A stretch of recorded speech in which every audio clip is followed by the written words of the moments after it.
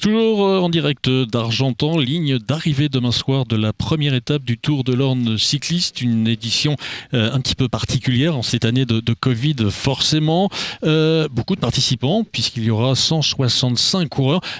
Gérard Albert, 165 coureurs sur une course, c'est un gros peloton, hein, on peut dire ça. Oui, alors d'après ce que j'en sais, puisque à la dernière réunion que nous avions faite à la mairie avec Jean-Pierre Henry et Jean-Paul Sauvager, je crois qu'ils ont 35 équipes au départ, ils ont eu plus de 55 demandes. Donc il y a vraiment un engouement à la reprise du cyclisme dans la région. Les coureurs ont besoin de se dégourdir les jambes. Ah oui, parce que faire du home trainer du mois de mars jusqu'au mois de juillet, c'était quand même un peu délicat, quoi. Alors, ce Tour de l'Orne cycliste, ça a une particularité, c'est qu'on ne fait pas tout le Tour de l'Orne. Le département est grand. Ils ont été les années précédentes dans le sud du département, dans l'ouest du département, où on sera également cette fois-ci.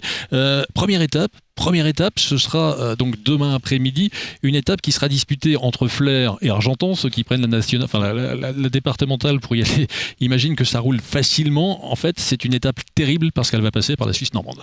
Ah, c'est très très difficile, hein. Je crois qu'il y a la côte de Caen, la difficile côte de Caen.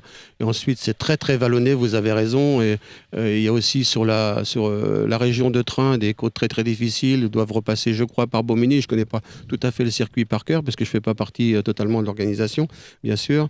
Mais ça va être difficile. Il va y avoir des écarts à l'arrivée à Argentan, même si la distance, 125 km, n'est pas très très importante. Mais ça va être très très difficile, oui. Le dimanche matin, un contre-la-montre autour de Briouze. Pourquoi c'est important un contre-la-montre dans une épreuve comme le Tour de l'Orne ? Ça permet de mettre en évidence les coureurs qui aiment cet exercice qui est un exercice individuel. C'est la vérité, quoi. Quand vous êtes tout seul sur le vélo, face au vent, avec des relances, etc.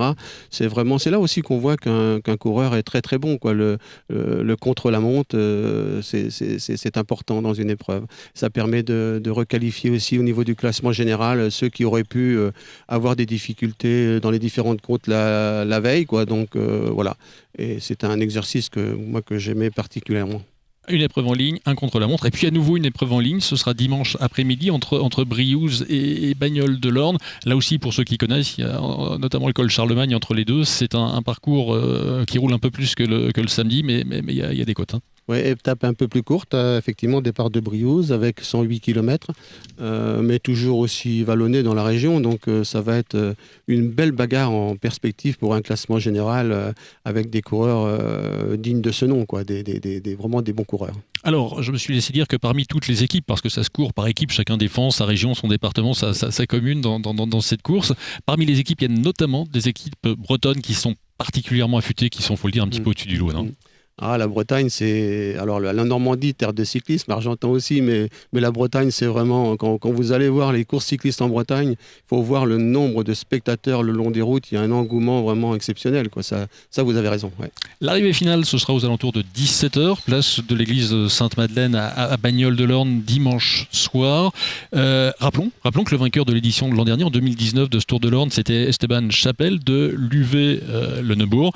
On est chauvin un petit peu quand même sur Tendance Ouest. Est-ce qu'à nouveau un Normand peut remporter cette édition de biathlon ? J'ai pas encore épluché. Je suis vraiment désolé, Eric, de vous dire ça. J'ai pas encore épluché la liste totale. Vous bottez en touche, en fait. Comment ? Vous bottez en touche de façon diplomatique. Non, je ne botte pas en touche, mais moi j'entraîne et je conseille un coureur qui sera présent au départ. C'est très difficile pour lui parce que c'est pas forcément un grand grimpeur, mais moi j'ai des espoirs sur le contre-la-montre, mais je tairai son nom. Ceux qui connaissent devineront. C'est la 4e édition de ce Tour de l'Orne cycliste, 4 années consécutives. Le Tour de l'Orne a existé, il faut le dire, il y a très très longtemps, et puis il s'était arrêté suite à un accident. On ne va pas rentrer dans le détail ici, on n'en aura pas le temps aujourd'hui. C'est une épreuve qu'il vous faut absolument pérenniser aujourd'hui. Il y a un besoin de la part des coureurs, et puis ça dynamise ce département d'un point de vue cyclisme. C'est évident, puis c'est un peu dans l'idée que nous avons eue, nous, au comité d'organisation Lornaise, de faire Lornaise mais c'est une cyclo-sportive avec une randonnée et une balade pour faire connaître le département. Je sais que le conseil départemental départemental, on est très, très heureux de tout ça. Et c'est pas de la concurrence, c'est une épreuve complémentaire. Il faut qu'elle soit pérennisée, effectivement. Mais c'est du travail parce qu'il y a 24 motos, je crois. Il y a un budget quand même conséquent. Des bénévoles dans les carrefours. Jean-Pierre Henry, toute son équipe, Jean-Paul Sauvager, Bernard Sineux et toute l'équipe et aussi Monsieur Colombu ont beaucoup de mérite pour faire cette épreuve. Et moi, je leur souhaite que ce soit bien sûr une totale réussite. Allez, coup d'envoi demain, ce sera à Flers.